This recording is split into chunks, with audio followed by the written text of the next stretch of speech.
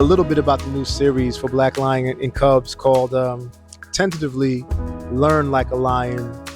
Um, I'm very excited about this series because for those of you that know my journey, I have several different iterations of my characters.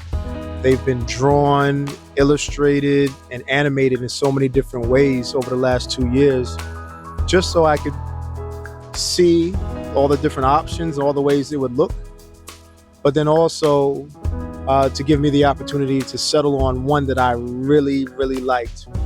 And so once I saw this drawing, I was just blown away with the amazing look, the eyes, the colors, everything was just right with this design of the character. So once I had that created, I said I was going to go all in for this series. But a lot of people look at the series and they wonder why the music is the way it is. So let me explain a little bit about that. For a lot of children's content, particularly content created or featuring Black characters, they always use hip hop music. Now, of course, there's nothing wrong with hip hop. You guys know, look, I mean, I represent hip hop to the fullest every day.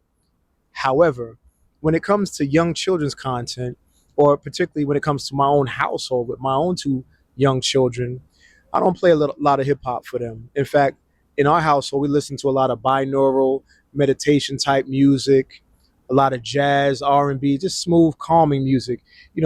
Young children, they're excited, by nature, and they're always going to be rambunctious and play and run around and such. So I wanted to create a space where there was where it was more calming. Hotep means peace.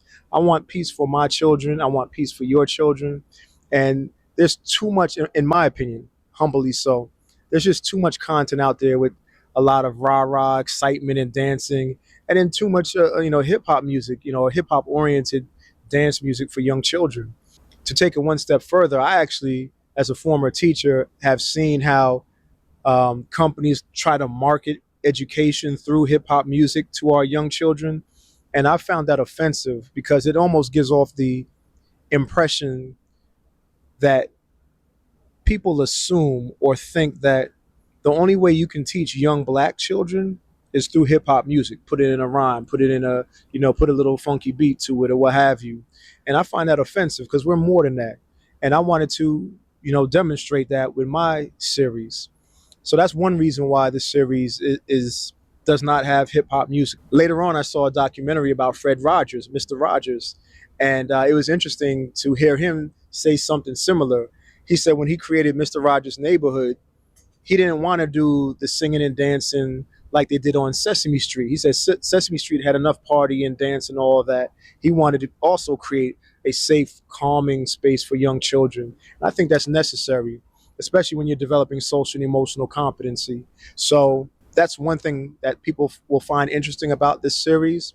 The other thing is that the singer for my series, when you hear the vocalist, the voice that you hear besides my own is actually a white guy, my man Garris. And yes, I had no problem working with a white singer for this series. Again, I like to think outside of the box. I like to have something different and new and refreshing for our children. And Garris has such a amazing, clear, calming, but then also friendly voice. That's why I partnered with Garris for this series, and I thought it came out amazing. I mean, you guys see it for yourself.